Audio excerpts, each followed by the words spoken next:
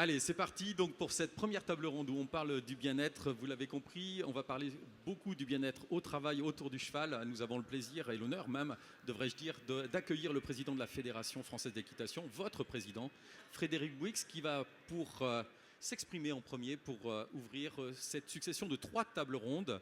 Et Sébastien Carallo, président du comité régional d'équitation de Nouvelle-Aquitaine, prendra ensuite la parole. Monsieur le Président, c'est à vous. Merci, bonjour à toutes et bonjour à tous. Merci d'être aussi nombreux. Tout d'abord, je souhaite bien sûr remercier l'initiative du comité régional d'équitation de Nouvelle-Aquitaine, son président Sébastien Carallo, Pierre-Olivier, le président de la commission bien-être du comité régional et toutes les équipes qui ont participé dans un temps record avec le concours du Fonds EPRON qui a financé cette préparation. Le sujet est vaste, vous aurez d'éminents spécialistes qui vont se succéder pour en parler. Le bien-être au travail, je pense que d'une manière générale, le bien-être au travail, il est indissociable du bien-être animal. Alors le bien-être animal, on en parle beaucoup depuis longtemps et de plus en plus, mais il ne faut pas oublier le bien-être au travail, car pour bien s'occuper des poneys, bien s'occuper des chevaux, eh ben, il faut des salariés, quelle que soit leur fonction, qui sont bien dans leur emploi. Bien-être au travail, c'est le gage de la pérennité des entreprises équestres, de l'attractivité de nos métiers. Je pense que ça fait partie de tous les sujets qui seront évoqués cet après-midi.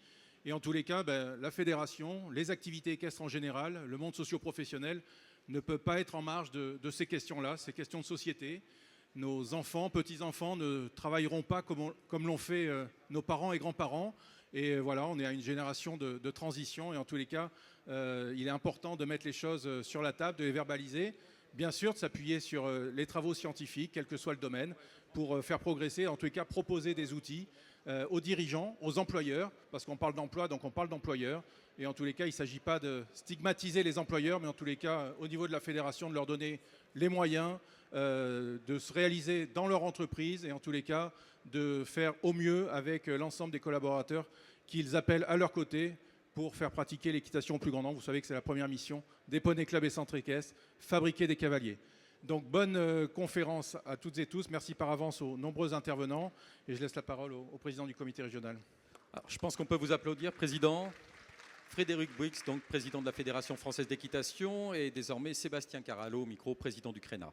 Écoute, merci Frédéric pour cette introduction. Merci à tous. Merci d'être venus nombreux. Ça montre bien que le sujet du bien-être il nous interpelle et c'est un avenir majeur si on veut continuer dans ce métier. On a 3 magnifiques tables, une sur la thématique de l'accidentologie, l'autre bien entendu sur la problématique du turnover et ensuite bien entendu peut-être la solution, et je pense que j'en suis même persuadé que la formation continue est la solution. Moi je tenais particulièrement à remercier mes équipes qui ont monté ce projet. Ça a été très très rapide et très intense. Donc je remercie particulièrement ma directrice Jade Rosa, Coralie Bonneau, notre chargée de mission, Isabelle Burgot, notre CTN, qui a travaillé d'arrache-pied avec notre président de la commission bien-être animal, bien-être au travail. Merci Pierre d'avoir accepté ce rôle et cette fonction que tu as pris depuis peu et tu commences déjà sur les chapeaux de roue avec cette thématique. Donc moi je suis effectivement ravi qu'on puisse se lancer cette thématique. On entend tellement de choses sur le métier, les jeunes aujourd'hui ils valent pas le coup, nous à l'époque on faisait ci, on faisait ça, ouais, ben nous à l'époque il n'y avait pas les 35 heures. Et puis nous, à l'époque, le brevet d'État, ce n'était pas le même que celui d'aujourd'hui. Donc je pense qu'aujourd'hui, il y a une importance à ce qu'on se regroupe tous autour de ces thématiques pour arriver à trouver des solutions. En tout cas, je souhaite de tout cœur qu'on puisse, et je suis ravi de voir qu'il y a plein de jeunes, parce que les jeunes aujourd'hui, je suis désolé, moi je les trouve bien plus brillants et bien plus percutants qu'on était nous à l'époque. Ça avance beaucoup plus vite. Par contre, il faut comprendre aussi les jeunes que peut-être quand vous commencez dans la vie, dans le métier du cheval, avec les examens qui vous sont présentés aujourd'hui, on a peut-être la caisse à outils qui n'est pas encore suffisamment fournie. Et c'est pour ça que c'est important, si vous voulez durer dans le métier, d'avancer vers la formation continue. Et donc on est là, nous, pour ça, élus régionaux, représentants de la fédération sur le territoire de la Nouvelle-Aquitaine. On est là pour vous proposer des solutions et pour vous donner la possibilité d'évoluer. Il y avait un cavalier de très haut niveau, un journaliste un jour lui avait posé la question: quand est-ce que vous allez arrêter de monter à cheval?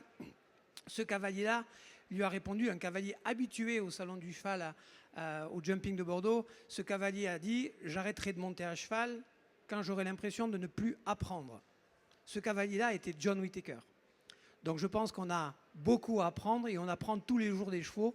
Et donc j'espère que cet après-midi d'échange avec tous ces partenaires vont nous permettre d'avancer dans le bon sens pour notre, et pour l'intérêt surtout de notre filière. Merci à tous. Merci Sébastien, merci Frédéric. Et donc maintenant, la parole tourne du côté de Pierre-Olivier, président de cette commission bien-être animal et bien-être au travail. Merci Frédéric, merci Sébastien pour ces mots d'introduction. Le bien-être au travail dans la filière équine recouvre plusieurs dimensions indissociables.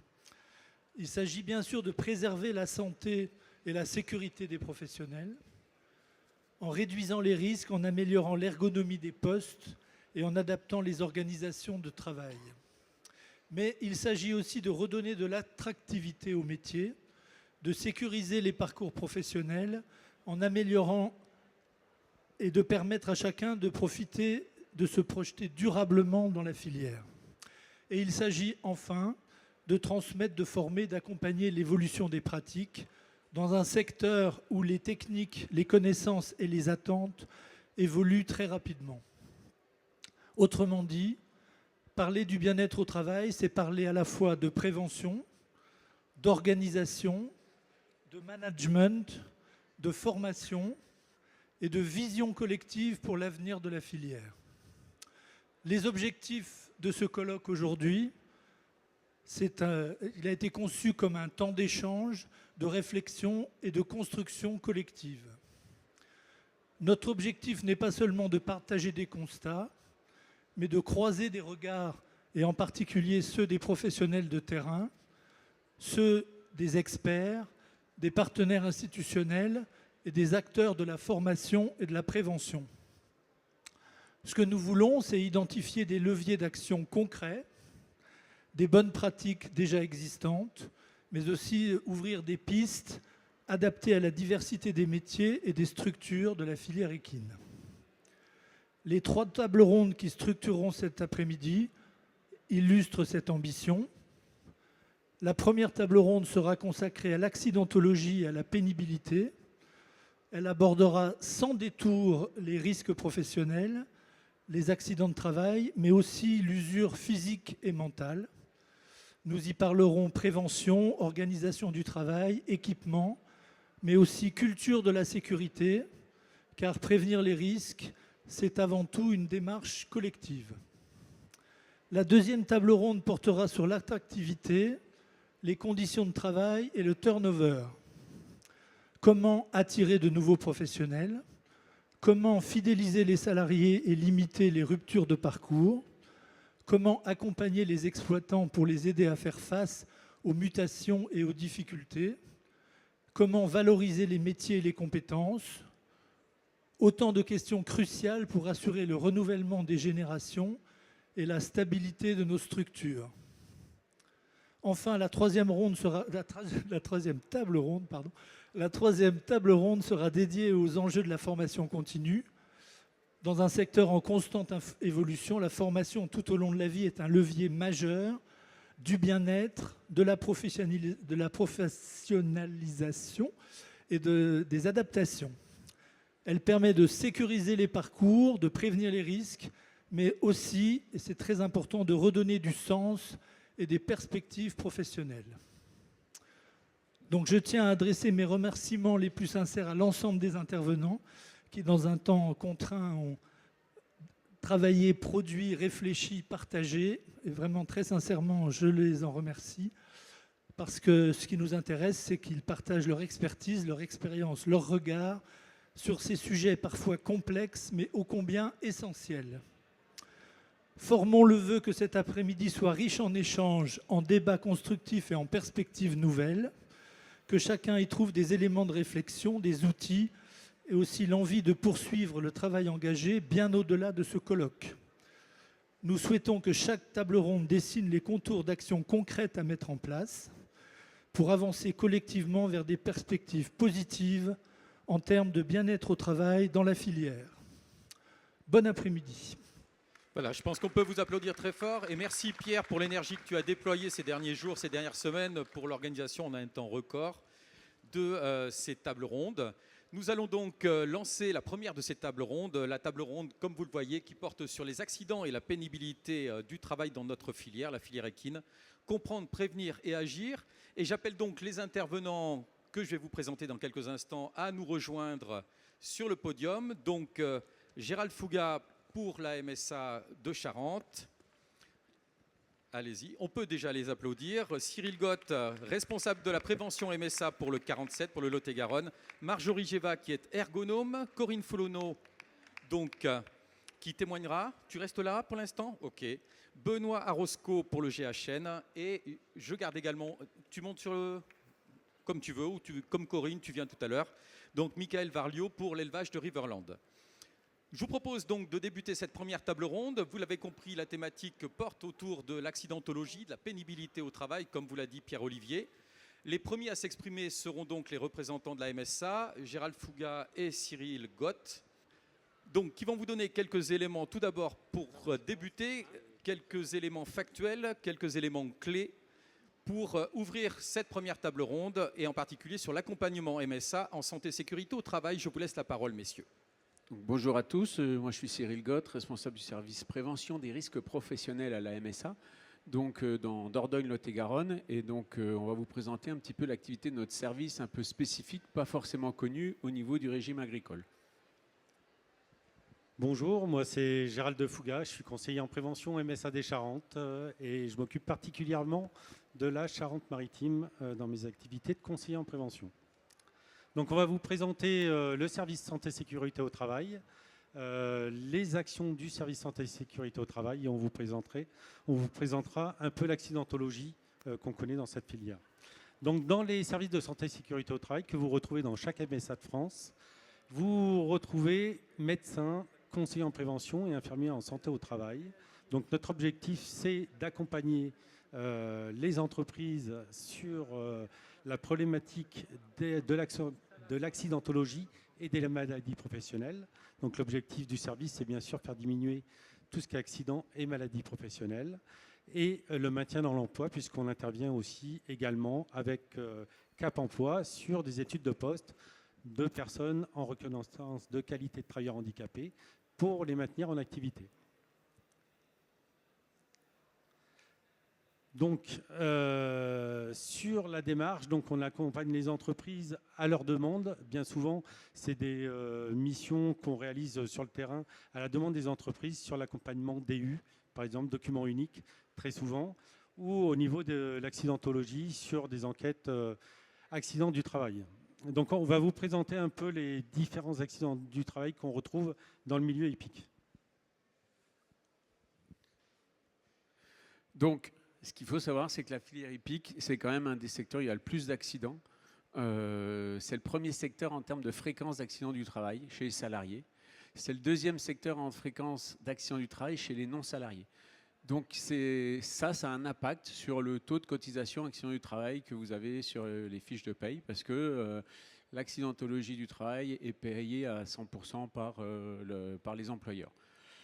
Donc ça, c'est juste pour vous donner un focus, parce qu'il y a de l'accidentologie chez vous et c'est quelque chose qu'il faut prendre en compte parce que ça a un impact aussi financier sur les structures. Quel type d'accident on peut retrouver sur la filière? Alors, au niveau MSA, on a trois systèmes, on a trois types de population. Ce que vous avez en haut à gauche, les éleveurs de chevaux. À droite, c'est tout ce qui est entraînement, dressage, haras. Donc ça, c'est pour les non-salariés agricoles, donc les chefs de structure. Et en dessous, c'est les statistiques sur les salariés du secteur hippique. Donc ce qu'on voit, c'est que la plus grosse partie des accidents sont conduite d'un animal. Mais dans conduite d'un animal, ça ne veut pas forcément dire je tombe du cheval. Et dedans, il y a la tenue, la saisie, la capture, etc. Il y a plein d'actions. Donc c'est amener le cheval au pré, etc. C'est le problème des sulky aussi pour ce qui est les filières courses. Donc il y a énormément d'accidents qui ne sont pas forcément la chute de cheval. On voit aussi beaucoup d'accidents dans le soin des chevaux, la manipulation, la contention et les déplacements à pied. Voilà. Donc, ce qu'il faut savoir, c'est que les chutes de chevaux, en gros, alors c'est pas sorti des statistiques, mais on avait fait une étude dans les années 2010 pour le besoin d'une intervention. C'est à peu près 30% des accidents qui sont des chutes de cheval. Le reste, ce sont vraiment des accidents qu'on peut avoir à côté du cheval ou même en dehors des activités du cheval. Hein.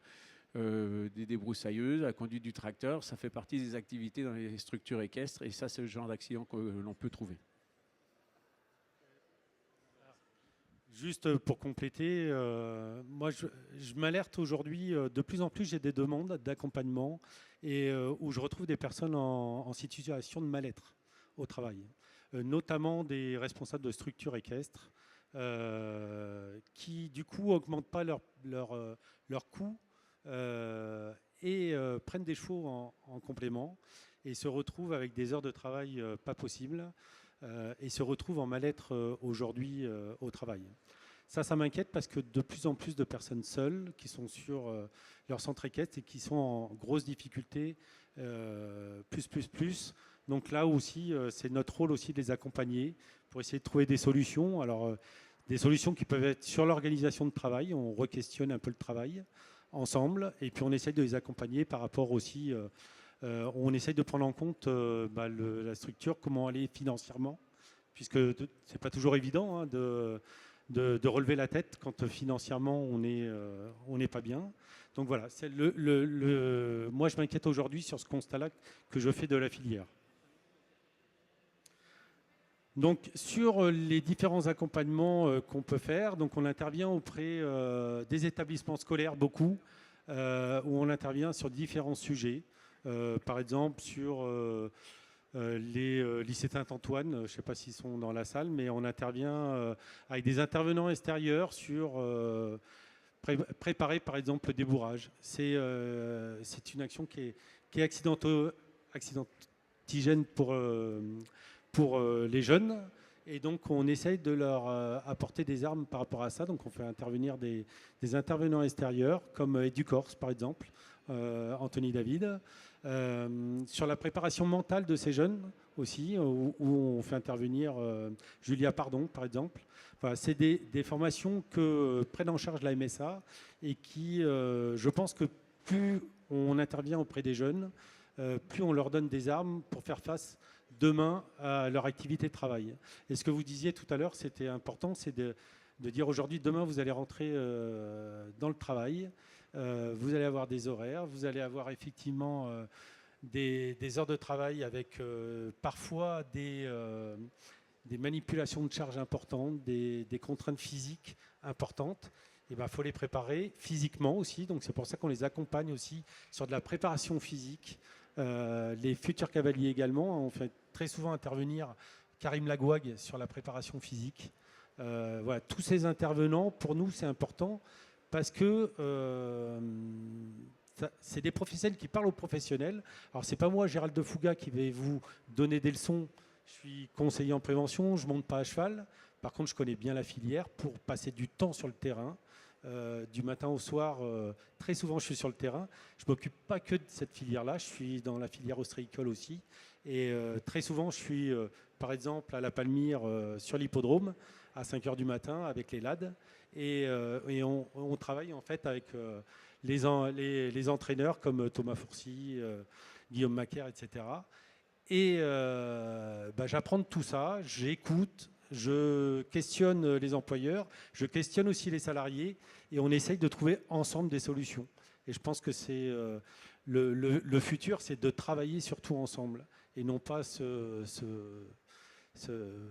voilà, que tout le monde, tous ceux qui travaillent autour de cette filière soient ensemble pour avancer ensemble. Mais je pense qu'il faut qu'on fasse le constat sur l'ensemble de cette filière-là. Juste pour compléter, hein, c'est vrai qu'on travaille beaucoup avec l'enseignement agricole, mais aussi vraiment les structures. Et la MSA, elle est juste un catalyseur. Hein, on n'a pas les solutions toutes faites. Les solutions, souvent, c'est vous qui les trouvez et on vous les accompagne. On fait des accompagnements de plusieurs types. On fait de la formation, on peut faire du financement aussi, d'amélioration technique, parce qu'il existe plein de matériel, des fois dont on n'a pas connaissance, qui peuvent être mis en œuvre et qu'on peut accompagner financièrement dans les structures. Autre point important, c'est que j'entendais parler aussi de la difficulté de recrutement. Vous n'êtes pas les seules filières agricoles qui sont dans ce système-là. Hein. Dans le maraîchage, dans l'arboriculture, ils ne trouvent plus personne pour faire les travaux de taille, etc. Donc on a déjà travaillé avec ces filières-là sur des formations, sur du management, sur cultiver les talents dans les filières pour justement donner envie aux jeunes et aussi comprendre comment fonctionnent les jeunes pour pouvoir les faire venir chez nous. Voilà. Donc c'est des choses dont on a déjà travaillé, on peut les mettre à disposition aussi de la filière hippique. Voilà, il y a plein de choses qui peuvent se mettre en place là-dessus.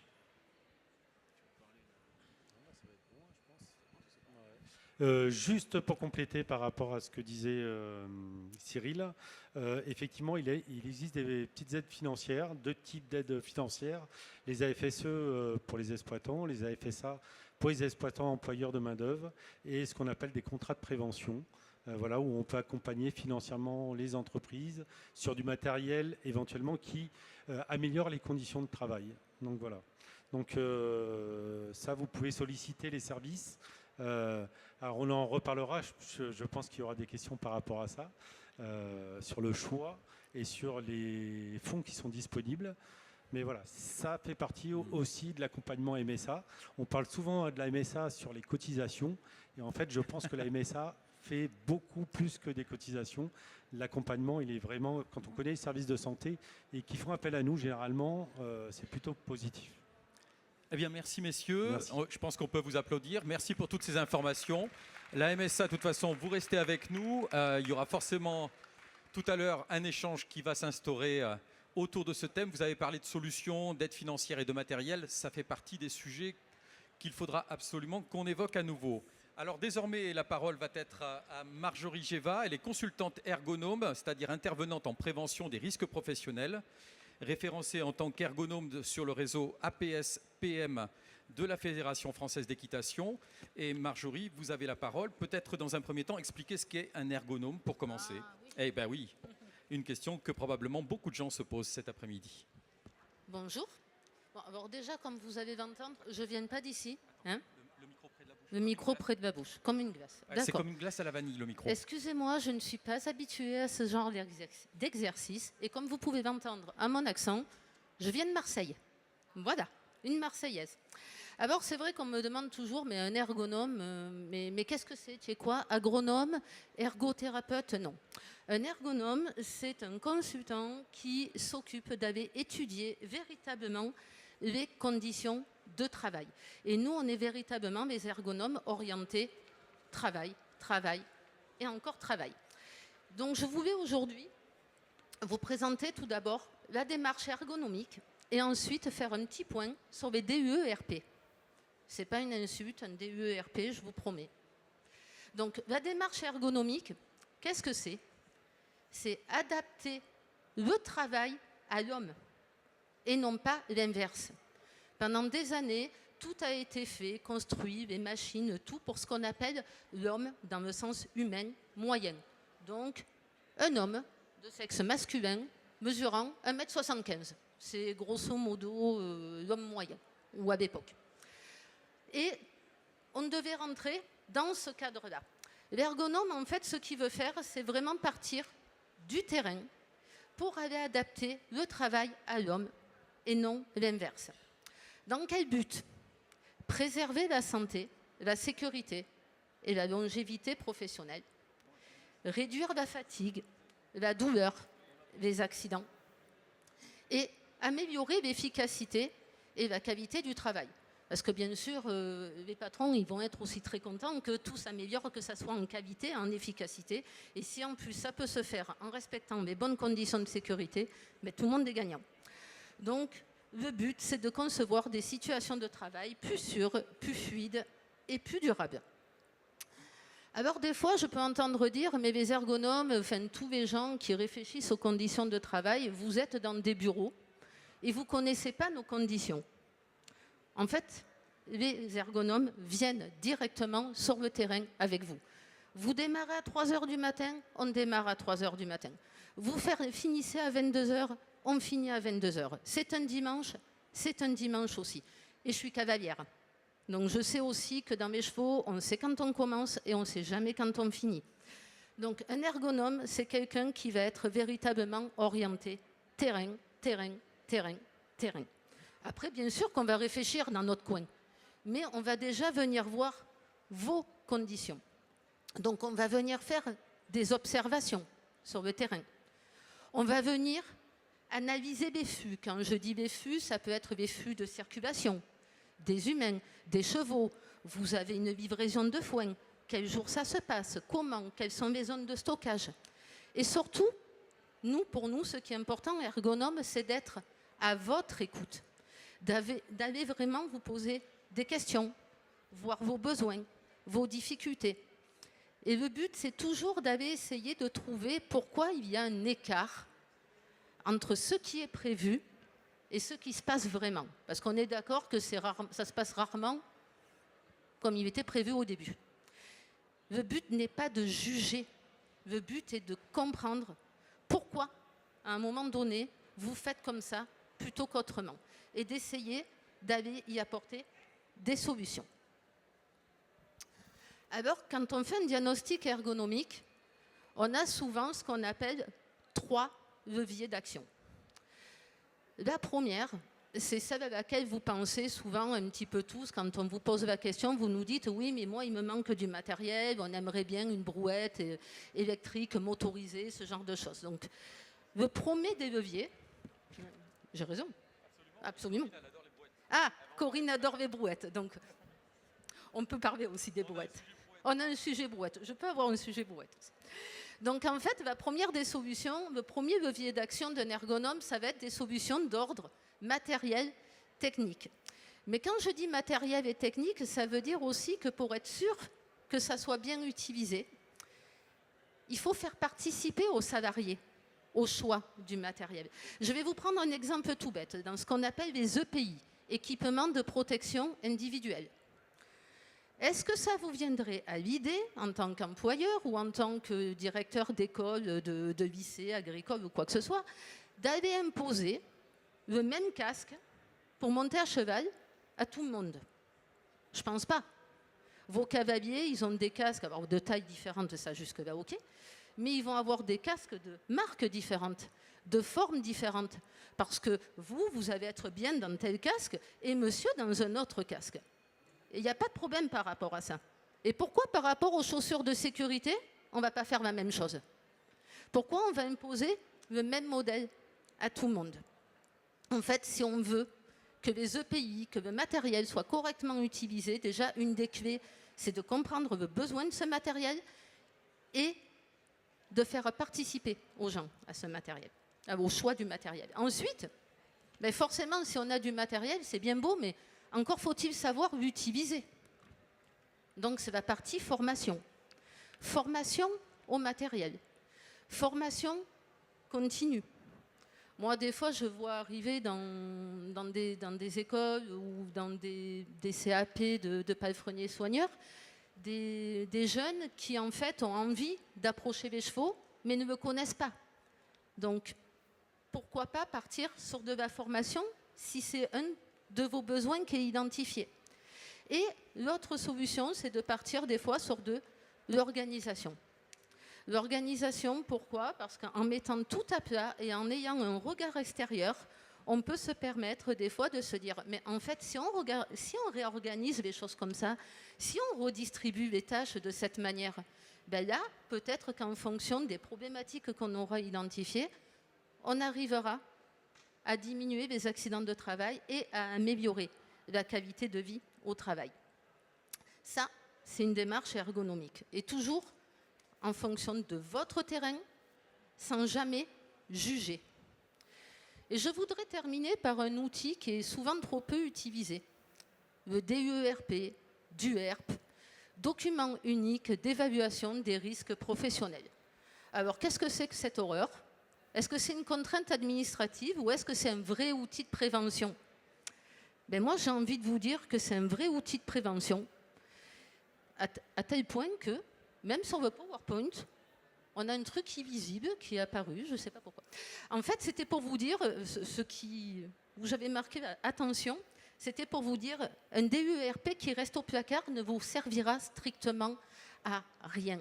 Si vous remplissez un DUERP en traînant la patte, en vous disant « Ouh là là, c'est une obligation administrative », donc moi je vais faire le DU pour m'en débarrasser et je le mets dans un tiroir et hop, ben, ça ne vous servira pas à grand-chose. Le DUERP, ça va permettre de balayer tous vos risques professionnels et de se dire, eh ben là, qu'est-ce que je fais? Est-ce que ce risque-là, il m'embête vraiment? Quelle solution je peux y apporter? Qui je vais mettre en responsable? Alors le responsable, ça ne va pas toujours être le propriétaire de l'écurie. Au bout d'un moment, on peut aussi essayer de dispatcher. Et ça va aussi vous donner une temporalité, un planning. Donc en fait, un DUERP, ça peut être un vrai outil de management des risques. Et ça permet aussi souvent, moi dans mes DU, quand j'en fais beaucoup, pas forcément que dans ma filière équestre, mais j'en fais beaucoup, des fois on me dit, tu vois Marjorie, rien que le fait d'avoir discuté avec toi de comment on s'organise, de comment on fait quand tu nous poses une question, en fait on s'aperçoit qu'on pourrait faire différemment. Et ça nous fait déjà réfléchir. Donc le DUERP, c'est un vrai outil de prévention et de management du risque. Eh bien, merci. Merci Marjorie, on peut vous applaudir. Le train marseillais est arrivé à l'heure, c'est parfait. 8 minutes, formidable. Merci beaucoup, on a appris beaucoup de choses avec vous, on sait ce qu'est un ergonome également. Donc maintenant, je vais me tourner vers Corinne Foulonneau qui va se rapprocher pour témoigner. Alors, pour que, Corinne, tu rentres dans le cadre, il faut que tu montes sur le podium. Alors, Corinne est responsable pédagogique d'un centre... Comment? Là, c'est très bien, éventuellement comme ça, ou tu peux t'asseoir si tu le souhaites. Voilà. Donc, responsable pédagogique d'un très gros centre équestre associatif près de Bordeaux. Si tu peux donner quelques chiffres et le présenter peut-être en quelques instants. Et ensuite, donc, Corinne est amenée à témoigner et à réagir sur les 3 premières interventions. Merci à tous de vos présentations. Je suis donc Corinne Foulonneau, je suis responsable d'un centre équestre à Bordeaux qui comptabilise entre 40 et 50 chevaux et qui a 320, autour de 320 adhérents. Je viens je viens pour témoigner de ce que je vis depuis 40 ans, enfin de ce que je vis maintenant après 40 ans de métier. Donc, si on veut faire un constat d'abord, il y a quand même des contraintes sociétales qui impactent vraiment à la fois le personnel enseignant et le personnel d'écurie. Je rappelle que donc, je suis salariée et que je représente plutôt les salariés. D'abord, dans les contraintes sociétales, il y a le souci du bien-être animal. Donc, je voudrais quand même, parce que je trouve ça formidable, le bien-être animal, je participe activement à tout ça. Par contre, à chaque fois qu'on optimise le bien-être animal, on diminue le bien-être humain. Voilà, et il faut des moyens pour faire ça. Les contraintes augmentent, on n'a pas les moyens d'investir à hauteur de ce qui serait nécessaire pour le faire comme on voudrait le faire. L'environnement, aujourd'hui, je pense que vous êtes tous concernés si vous êtes dans un centre équestre. L'environnement très procédurier, les clients, les assureurs des clients, etc., et éventuellement de nous, les salariés. Le temps de travail, je suis une fille du XXe siècle, hein, donc il faut faire. Enfin, j'ai vécu le moment où il fallait faire en 35 heures ce qu'on faisait faire que les salariés fassent en 35 heures ce qu'ils faisaient en 39 heures, parce que je ne suis pas sûre que les structures aient embauché beaucoup plus une fois qu'on était passé aux 35 heures. Notre souci de la minimisation des risques qui va avec l'ambiance procédurière, pour les pratiquants aussi, hein, la minimisation des risques. Sébastien parlait de sécurité du pratiquant tout à l'heure. Voilà, la recherche de conditions de travail sécures et propices à l'épanouissement des salariés en général.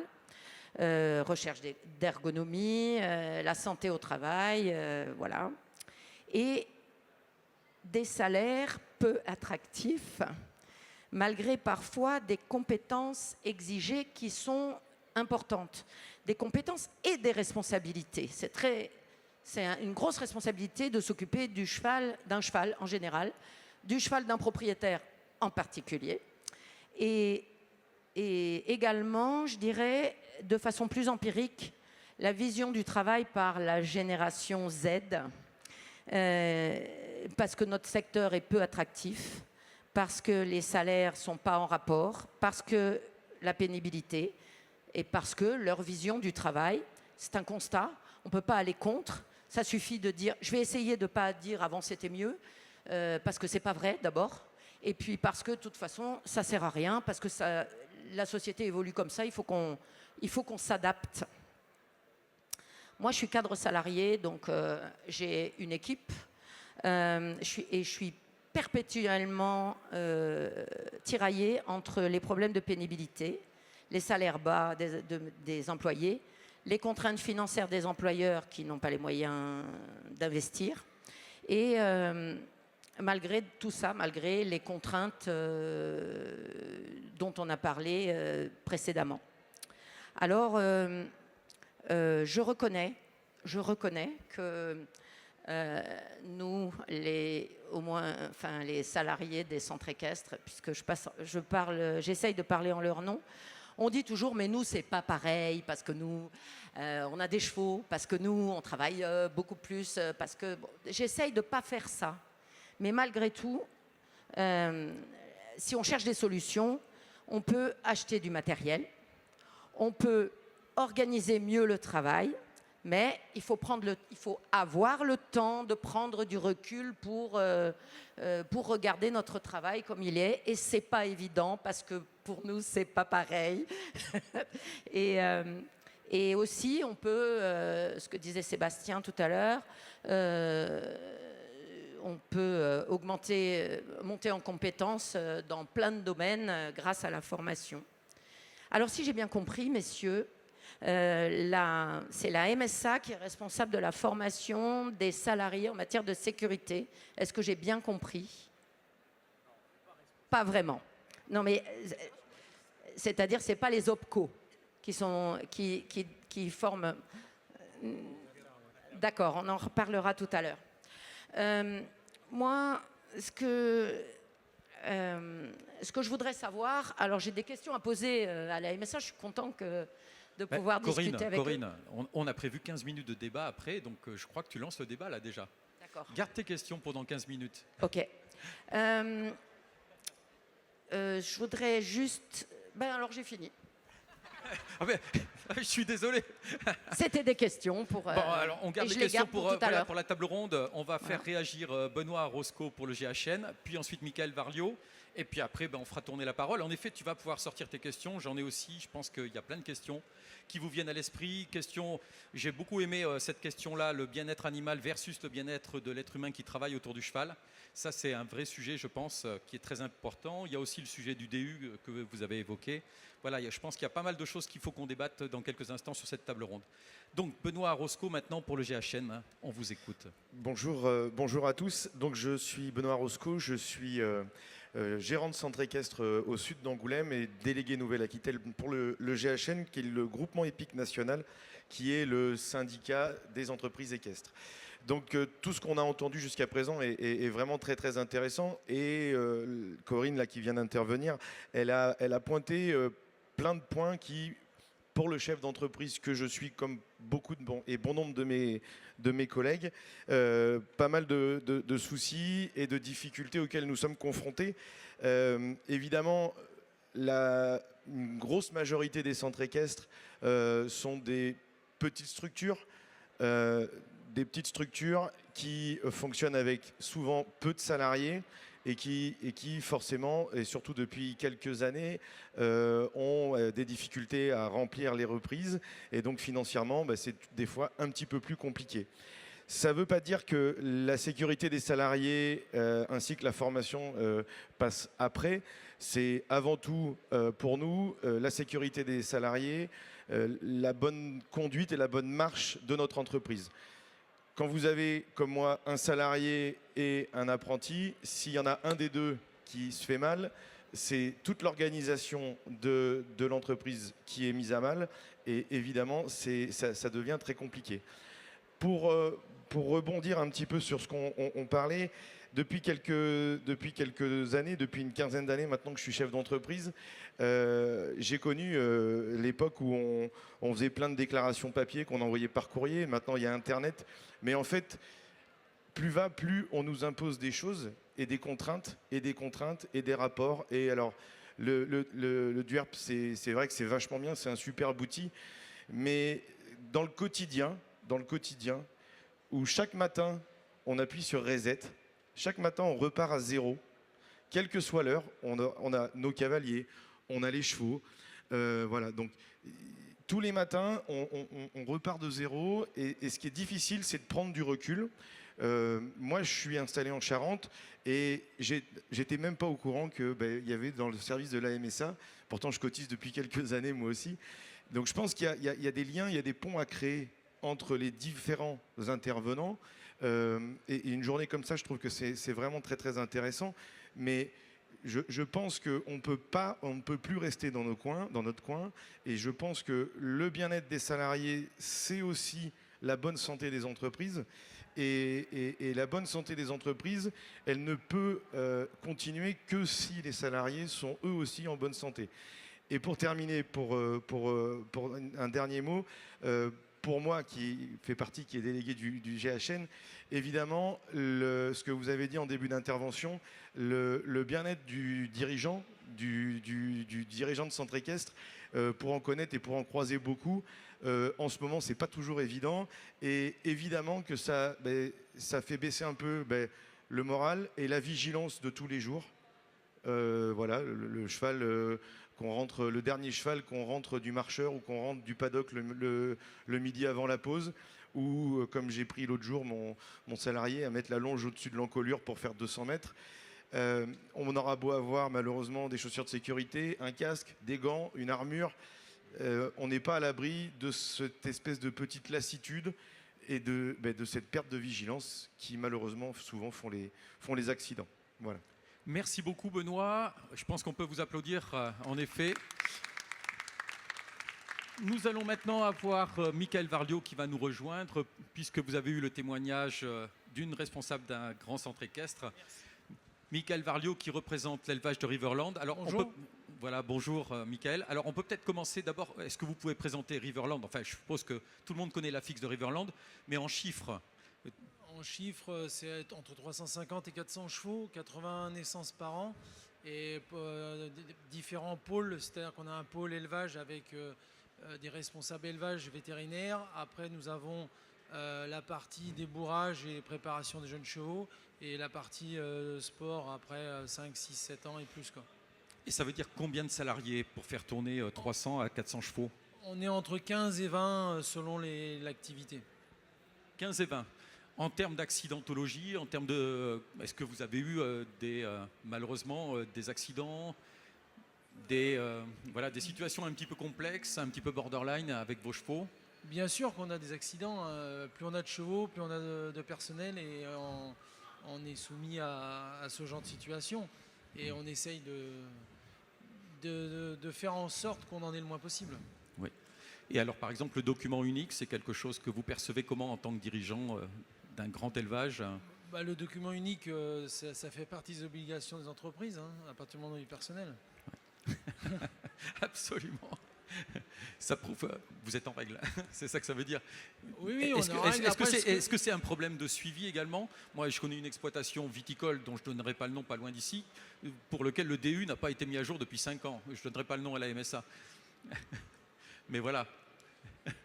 Non, mais ce que je pense, c'est que une allocution comme ici, c'est très bien, parce que peut-être que les entreprises et la MSA jouent peut-être un peu trop au chat à la souris, et qu'en fait...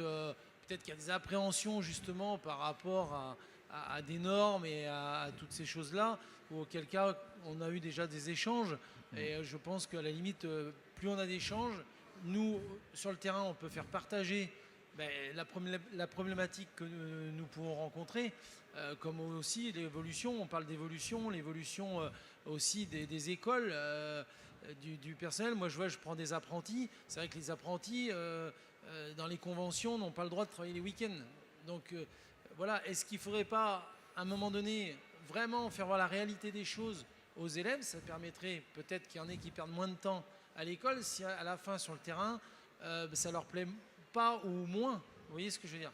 Je trouve qu'on a un peu trop d'écart entre la réalité de ce que nous on vit dans les entreprises et peut-être ce qui est dans les écoles.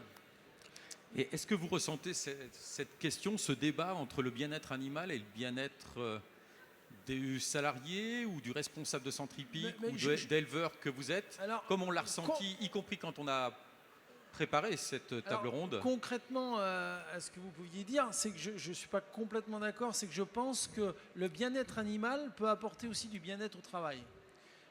Pourquoi? Parce qu'aujourd'hui, comme l'expliquait Sébastien, on travaille d'une façon, nous on curait les box à la main à l'époque, etc., etc.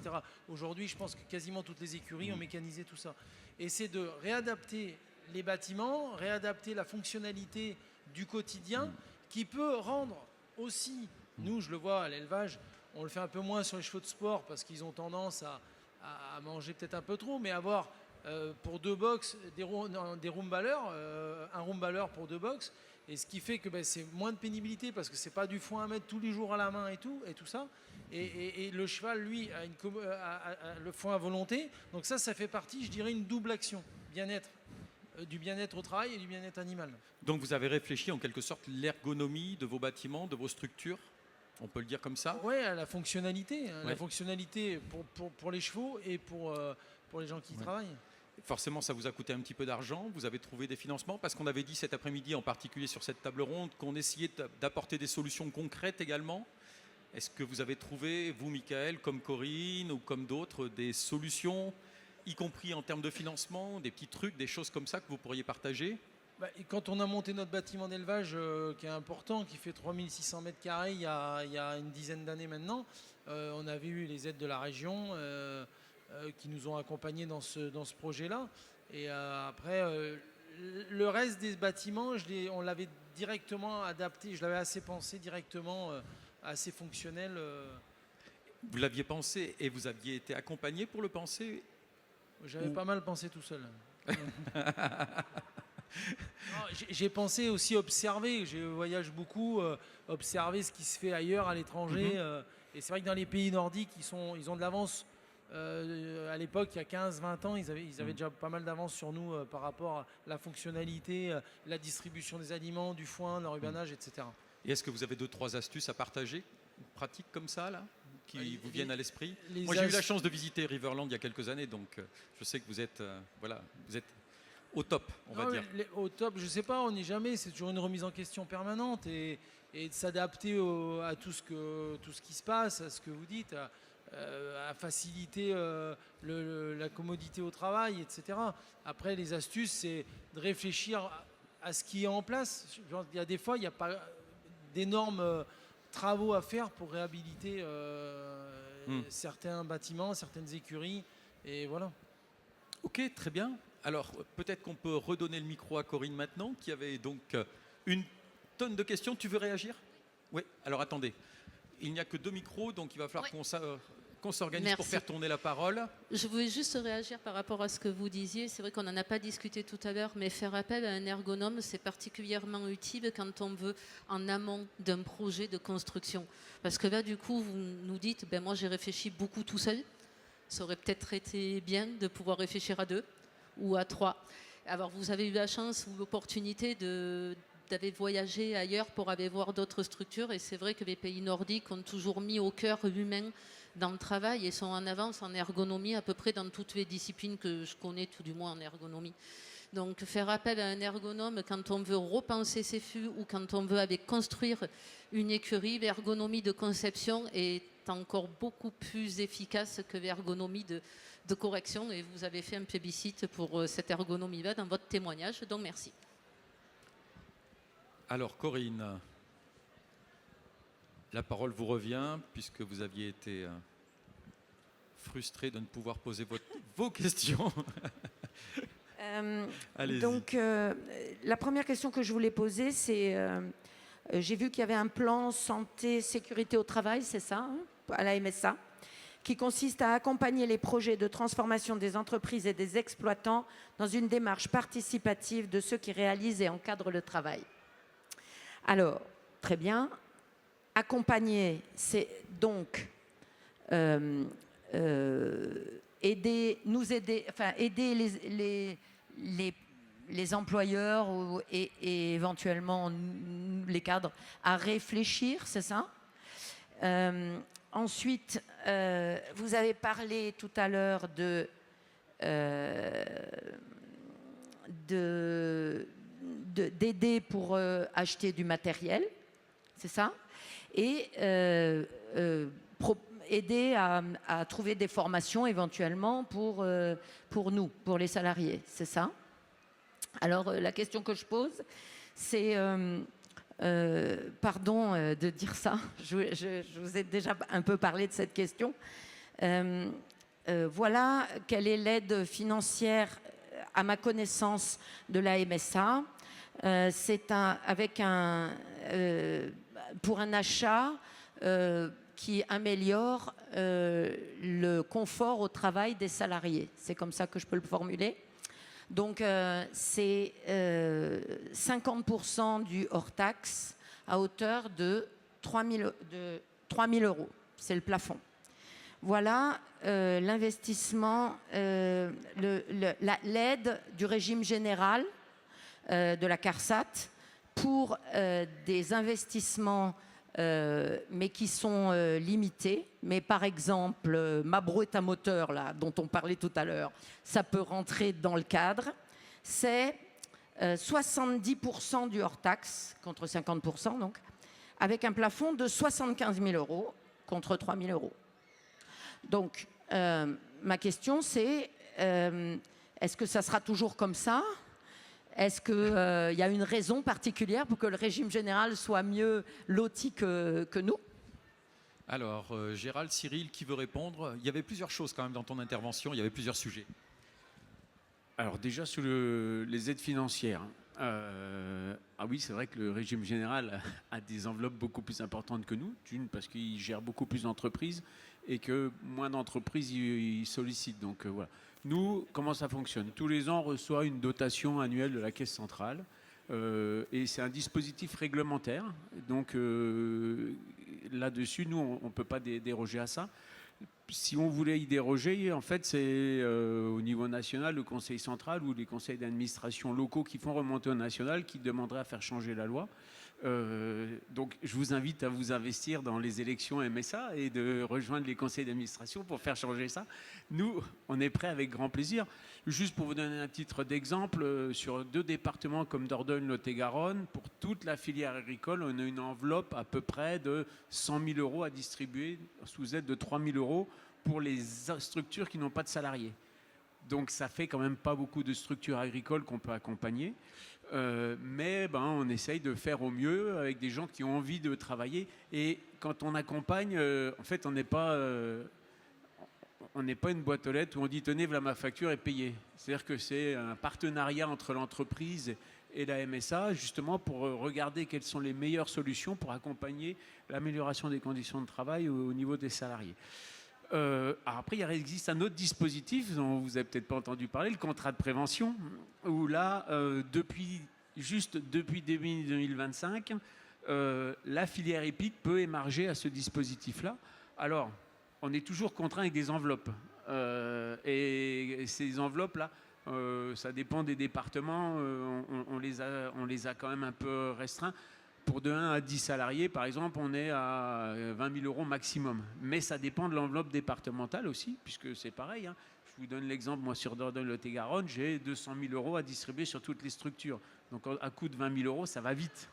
Voilà. Bon, je peux juste vous annoncer qu'on a accompagné la première structure équestre, là, cette fin d'année. On est en train, là. Avant, la structure équestre, c'est vrai qu'au niveau régime agricole, ce n'était pas forcément une priorité. Nous, on est présent sur le jumping parce que c'est une politique, une volonté au niveau de la région depuis quoi, on va dire 7-8 ans à peu près. Voilà, pour se faire connaître. Alors, on n'est pas encore connu de tout le monde. On est content de voir beaucoup de monde présent aujourd'hui. Mais voilà, on est là pour accompagner les structures. Et avec nos petits moyens, je suis d'accord. Et ça, c'est pas dépendant de notre volonté parce que... Si vous arrivez à faire changer les choses, on est partant nous aussi. Vous avez un stand sur le jumping de Bordeaux. Est-ce qu'on peut donner l'adresse du stand? Alors, on est juste derrière, à côté des lycées agricoles. Voilà. Donc, on vous invite à venir nous voir. Durant tout le week-end. Juste pour compléter Cyril, sur les aides financières, par rapport à peut-être au régime général, il n'y a pas de matériel qui est imposé. C'est-à-dire qu'on va dans l'entreprise, on en discute avec les employeurs et on fait un diagnostic partagé et on peut rentrer dans ces aides-là à peu près tout, à condition qu'on justifie que ça améliore les conditions de travail. Alors qu'au régime G, c'est quand même certains matériels et pas tous les matériels. Donc ça, c'est quand même un avantage considérable quand on fait un diagnostic en entreprise. Marjorie Géva, vous vouliez intervenir également sur ce sujet-là? Oui, en fait, Gérald vient de me dire, parce que c'est vrai que je travaille souvent, moi, avec la CARSAT dans le cadre de mes activités. Et c'est vrai que ce fonds qu'on appelle FIPU, FIPU, peut paraître énorme par rapport à ce que propose la MSA. Alors en revanche, là où il y a beaucoup de financement, ça va être par exemple pour un diagnostic ergonomique, le FIPU va effectivement pouvoir financer une très grande partie. Mais en revanche, sur le matériel, c'est là où je rejoins beaucoup Gérald et Cyril, c'est que oui, on pourrait se dire, oui, ils financent jusqu'à 75 000 euros, 70% jusqu'à 75 000 euros, mais en fait, la liste de matériel est tellement restreinte en fonction du secteur d'activité. C'est pas la panacée non plus et c'est pas Byzance. Voilà. Et là où la MSA, ils vont surtout regarder, l'enveloppe est plus petite, mais ils vont regarder est-ce que ce matériel est utile ou pas. Tandis que le FIPU, non, il y a une liste qui est préétablie. La balle retourne, le micro retourne du côté de chez Corinne. Michael, si vous avez des questions aussi, Benoît, profitez-en. Je voudrais parler d'une problématique que certains d'entre nous rencontrent. Parce que là, on a une écurie qui a été créée il y a 10 ans, c'est ça? Il y a 30 ans. Parce que mes écuries, elles ont été construites il y a un peu plus de 30 ans. Et donc, les exigences étaient quand même pas les mêmes. Et on a construit quelque chose de normal pour l'époque. Mais aujourd'hui, 30 ans après, c'est plus du tout adapté. Donc, la solution la plus simple, ce serait de tout raser et de refaire quelque chose différemment. Et effectivement, je suis sûre que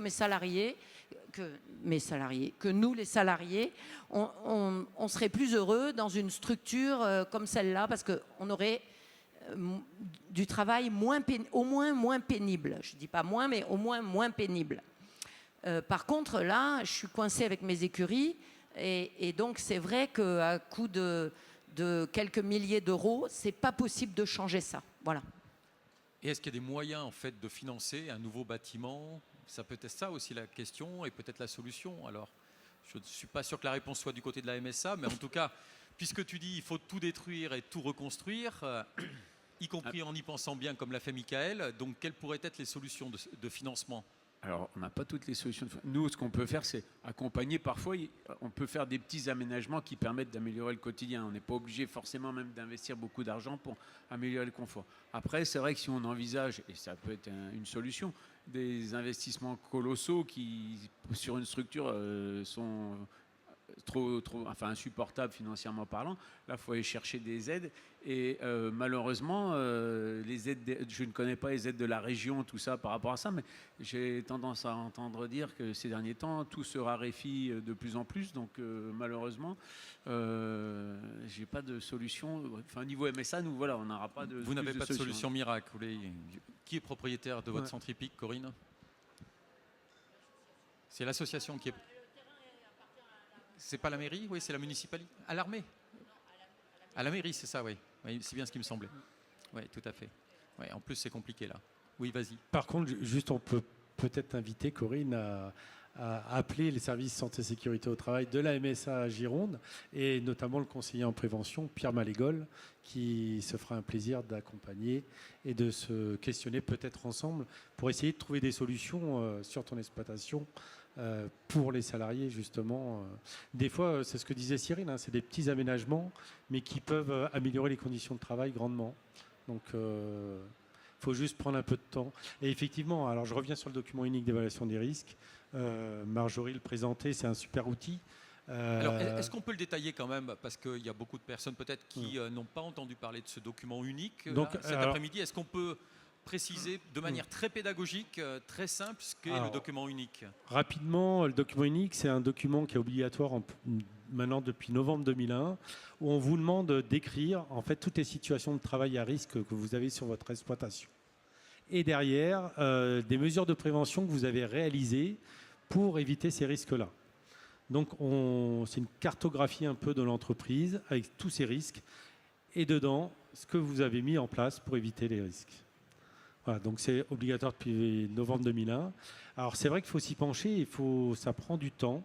Là où je rejoins aussi les entreprises, aujourd'hui, et ce que me disait M. Roscoe, vous êtes dans le dur tout le temps et ils ont beaucoup de mal à prendre du temps. Et effectivement, alors moi j'en fais quelques-uns et j'accompagne les entreprises sur la réalisation du document unique. Très souvent, c'est pour répondre à la réglementation. Et c'est vrai qu'on ne prend pas assez de temps. Par contre, sur certaines situations de travail qui me semblent importantes, là, on se penche et on ferait une vraie analyse de la situation de travail. Et derrière, on essaye de faire émerger les risques. Et derrière, on essaye de travailler sur les solutions à mettre en place. J'avais rencontré d'ailleurs M. Varlio sur le document unique. Et c'est effectivement, on avait fait le document unique, mais sur une structure comme la sienne, il faudrait y passer beaucoup, beaucoup de temps. Donc c'est vrai qu'on a fait le document unique, mais qui répond à la réglementation, aux exigences réglementaires. Mais pour que ça soit un vrai outil de travail, il faudrait vraiment y passer du temps. Et c'est ce qui vous manque aujourd'hui. Donc il faut qu'on arrive à trouver des situations de travail pour que vous puissiez vous dégager du temps. Et derrière, qu'on puisse effectivement travailler un peu plus ensemble. Et on se fera un plaisir, en tout cas, de vous accompagner là-dessus. Oui, juste moi, un petit mot au niveau des entreprises et de ce document unique. J'invite les dirigeants de centres équestres parmi nous qui ne sont peut-être pas encore adhérents au GHN à adhérer au GHN, puisque on a mis à disposition, les équipes du GHN ont mis à disposition un modèle qui est très facilement adaptable en fait sur une bonne partie, pas sur toutes les structures, mais sur une bonne partie des structures. Après, ce qui est très compliqué, c'est d'avoir, comme Michael et tous les collègues, toujours la tête dans le guidon tous les matins et de prendre une journée, 2 journées, tout arrêter, se poser, réfléchir. Avec les chevaux à sortir, à travailler. Les chevaux, comme disait Corinne, que maintenant, il faut qu'ils sortent au moins 2 fois dans la journée, au mieux, au moins. Et de se poser sur une structure que l'on connaît par cœur, où nous-mêmes, on ne voit pas forcément les risques. Avec en plus des situations qui sont très compliquées, puisqu'il faut quand même... Moi, la première fois, je me suis fait retoquer, puisque je n'avais pas marqué que le salarié pouvait se piquer avec une fourche. J'y avais pas pensé.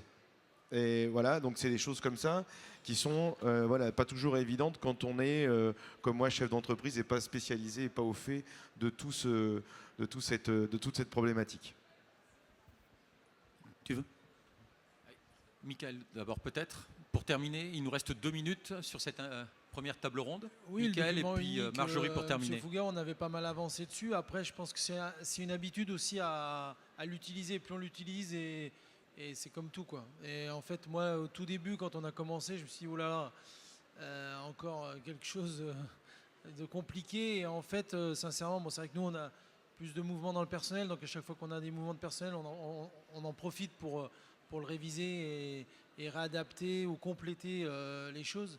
Mais je pense que, voilà, c'est vrai que je pense que M. Fouga, ils sont habitués. Il ne faut pas avoir peur de leur demander, au moins pour mettre le pied à l'étrier, si je puis dire.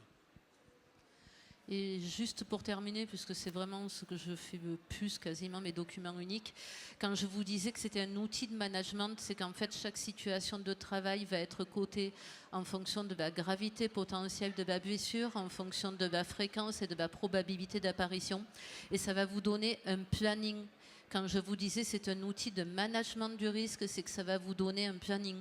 Qu'est-ce que je mets en place dans le trimestre? Qu'est-ce que je mets en place dans le semestre? Qu'est-ce que je mets en place dans l'année? Et qui en est responsable? C'est là-dessus où ça vous donne une vraie visibilité et où ça peut être un outil et pas juste une contrainte. Très bien. Eh bien, si sur ces mots-là, nous allons clore cette première table ronde, je pense qu'on peut applaudir nos intervenants. C'était très riche. On en conclut et on garde en tête la MSA comme une solution, un ergonome comme une solution, le document unique qui fait avancer une entreprise dans sa lutte contre les accidents et la pénibilité. Merci beaucoup. C'était très riche, très dense. De toute façon, tout est filmé.